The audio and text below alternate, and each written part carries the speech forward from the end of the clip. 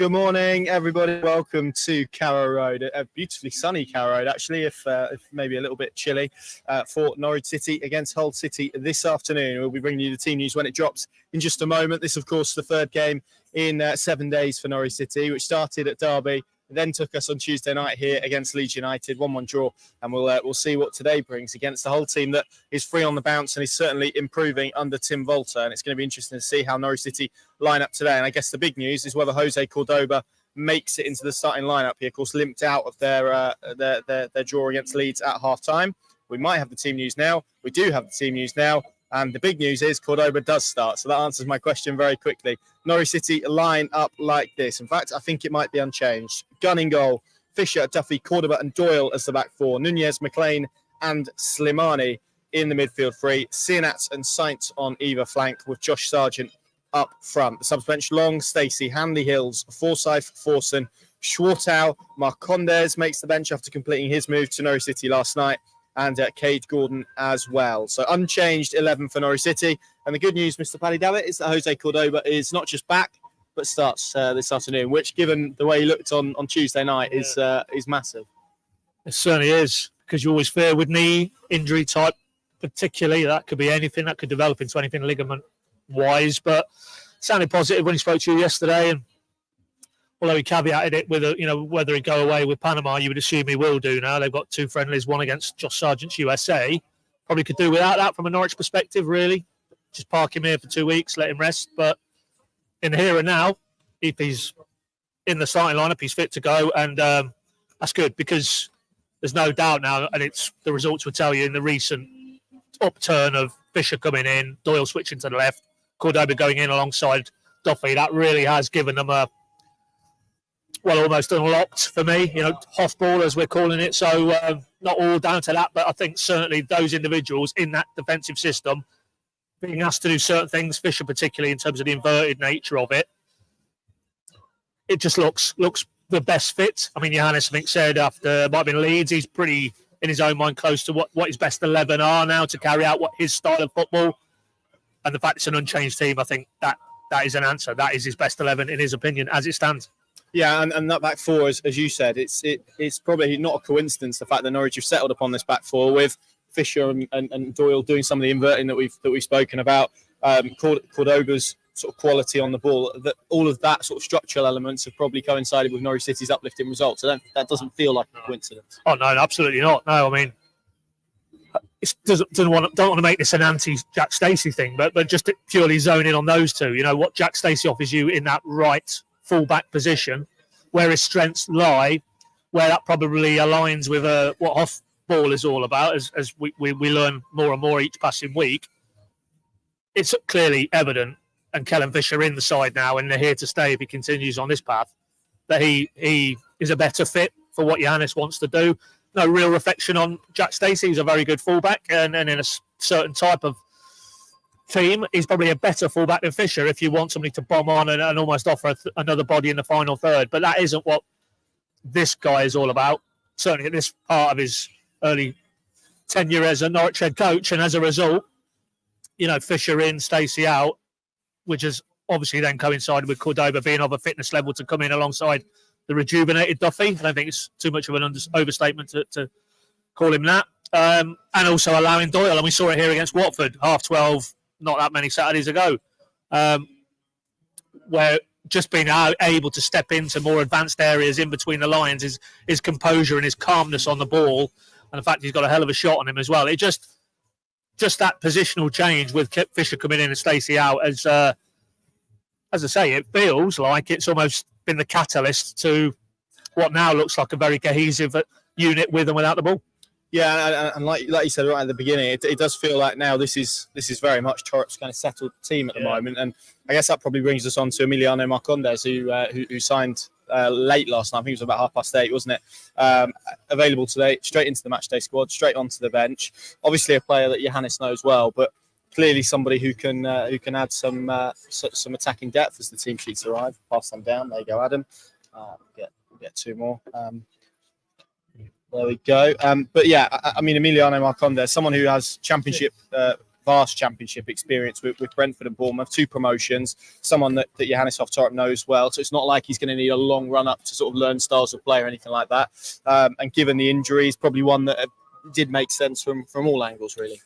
Yeah, I thought it was quite interesting your exchange with him yesterday. That following on from the in terms of learning things, and following on from what he'd said on Marcondes earlier in the summer, because I remember writing a piece about could he potentially be one who'd come in, and then I think more recently, and you referenced it, that he'd talked about for the drive of what their summer recruitment was, he wouldn't fit that necessarily in terms of his age. I looked at last night; he's 30 in March, by no means an old man.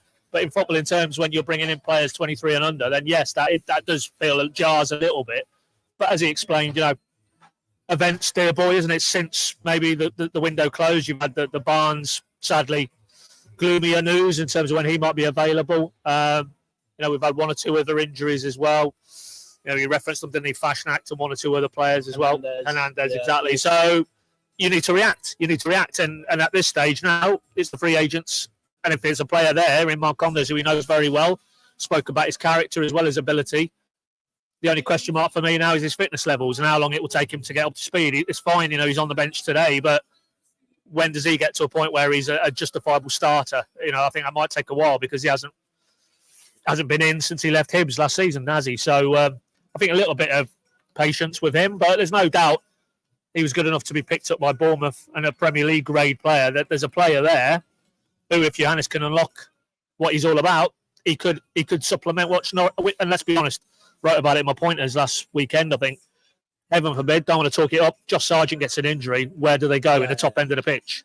It'll be Cernak, first cab off the rank, probably. But he, for me, just needs to focus on trying to nail down this right-hand side of the attacking 3. You don't really want to then give him the extra responsibility of leading a line. I know Marcondes isn't an out-and-out striker, but he did say he could play a 9. So you need now, with the games as they are now, and it's a very hectic period, you need options, and they didn't have too many really, in truth. So it makes perfect sense, and but we might see a little bit of him today. Personally, I'd like to see Kay Gordon again. I thought he was very bright when he came off the bench last Saturday, wasn't it? So there's a player there, and in terms of options and changing the game, and if it dictates it and they need to, then I think there's something to work with there. So yeah, he certainly, as we look down the bench now, we're talking about he doesn't have options, but Gordon, Schwartz as an attacking-minded player, Forsyth is to a degree, Marcondes, he has players he can throw on in more advanced areas, but there is no doubt Josh Sargent he's like gold. He's a precious commodity, and they just need to keep him fit. And that's, again, a bit of a concern that he's going to go away now, and Pochettino's first US camp, isn't it? So he'll be keen to impress and probably wants to play, and really from a Norwich perspective, selfishly, you just want him to stay here in the building and put his feet up for 2 weeks, but that isn't going to be the case. No, but what it might allow them to do today is give him some, hopefully if the game allows, and Norwich are, we hope, in a position where they're winning a game, it might allow you just to give him 20 minutes as opposed to what they've had in recent weeks, where they've had to play him every minute of every game because they perhaps haven't had that natural number 9 option. Let's have a look at this whole starting 11 then. I guess the headline from a Norwich City perspective is that Abu Kamara is on the bench. They line up like this: Panda in goal, Coyle, Jones, McLaughlin and Drama as the back 4, Slater, Zambrano and Mellum as the midfield 3. Balumi, who has been doing very well, been getting some rave reviews since he joined the club. Liam Miller on the other side, and Chris Bedia up front. Their subs bench: Cole Rushworth, Ryan Giles, Charlie Hughes, João Pedro, not that one, Xavier Simons, Stephen Alzate, Abu Kamara, Casey Palmer and Mason Burstow. And I guess similarly to Norwich, Pat, they're a team with a new head coach. They've won 3 on the bounce. It feels like they're improving. There's near identical records actually between the teams. I think Hull have conceded 1 goal fewer maybe than what Norwich had. So very similar starts in very similar places and in very similar circumstances in terms of new squad, new head coach and whatnot. So it probably does feel like a game today between 2 teams who are pretty well defined in terms of the style of play that they want to implement. And then it's just about who can put their sort of game onto the game in the better way. Well, that is it. That is the key to it. But just one thought, there's that Hull lineup flashed up. That's very different from the Hull that, under Rossignol were vying with Norwich for probably that 6th place in the playoffs. And, when Norwich went there, I know they won the game that day. That was a filthy January midweek. Was always a Friday night. There I mentioned him, John Rowe scored again last night, didn't he, for Marseille? But he scored that slalom in goal on Humberside. But Hull were the better team. Hull's style of play and identity, and they had Carvalho and players like Morton, really good rotations. I look at that 11. I don't know too much about it, if I'm honest. So you have to lean into the results, and they're definitely on an upward curve. But yeah, to go back to what you said, and that's why I'm fairly confident today, because we saw it at Derby. Johannes strikes me as a very calm, on the touchline, clinical, almost surgical in terms of how he turns things to turn the game picture in his team's favour. We did it against Derby when he got a bit full on there at 1-1 in the second half, and they were raging with the injustice of all the decisions that went against them, so they fought. And even here, Watford, I know they ran out easy winners, but there was periods in that game it was a little bit uncomfortable, and yet he was, whether it was his substitutions, whether it was the in-game changes, whether it was the messaging at half-time in those games, he managed to tilt it in his favour, so it became a game that necessarily favoured Norwich. And that's why today, as you say, two very similar in terms of clubs on an upward curve. I would hope that Johannes will just have a little bit too much tactically, maybe for Tim Volter, and as a result, that Norwich can just edge it. I think it'll be close, but for me, it's a Norwich win today. What sort of reaction do you think Gabby Kamara is going to get? I'm looking towards the snake pit. I mean, he's going to be doing that run. It's I'm not quite sure respect is what he's going to get, which is certainly what Johannes is called for him to get. Well, he would do, wouldn't he? But he said the same about John Rowe whenever he comes back. It's of course, but we could have another podcast on the actual, all the elements that led up to him handing in a transfer request, and then on the final day, sort of travelling to London for a medical, that once Norwich had sanctioned an acceptable bid from Hull, and then on to, I think they were playing Leeds that weekend, so he actually ended up at the Leeds hotel. But I thought it was a good breakdown from Johannes yesterday, that he's trying to find his way in that group, maybe under a new head coach.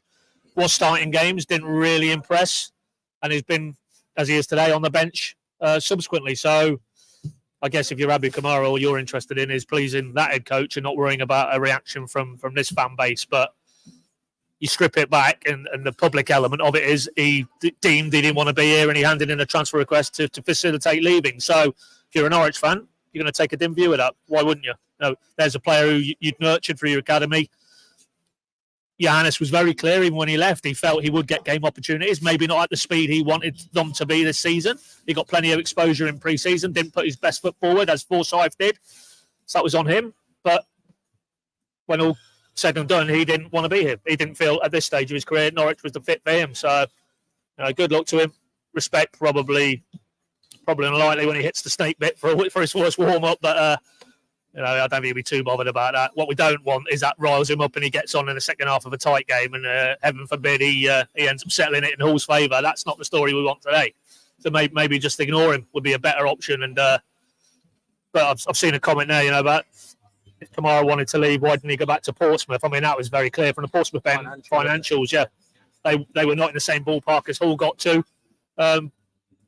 But it is a strange one for me, because no disrespect to Hull, you look at it and scales of club, and has he jumped from one club to another that really moves him up the football pecking order? Not necessarily. I know Hull have been in and around the Premier League and have ambitions to get there again, but it's a rebuild there as much as it is here. So, he's made that decision with his advisors and his family. Good luck to him, but long-winded way of saying, will he be respected? Don't think he will, no. No, I don't think so either. Score, 2-1 Norwich.